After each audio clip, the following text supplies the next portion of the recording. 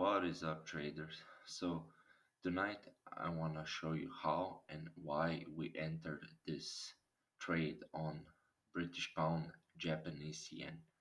And as you can see, we have a clear head and shoulder pattern happening right here with a clear retest on this zone right here.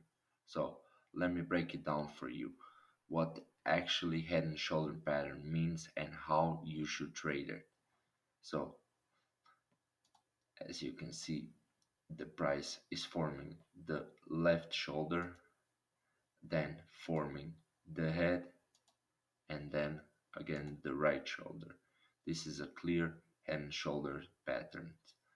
In some cases, some shoulders are gonna be more up and some shoulders are gonna be more down, like in this case right here. But it's still a clear head and shoulder pattern.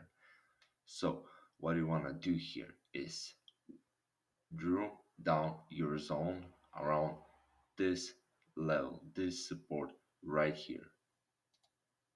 And what we want to do now is to wait for a clear retest on this zone right here, just like that. Once we have a clear retest around this level right here, like we have over here, we have many clear rejections of the zones here, and then we have a clear sign to enter a good sell trade right here.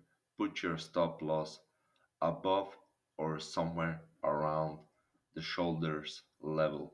I always take the right shoulder as my point of a stop loss and my take profit to the next zone which you drew before, like happening here.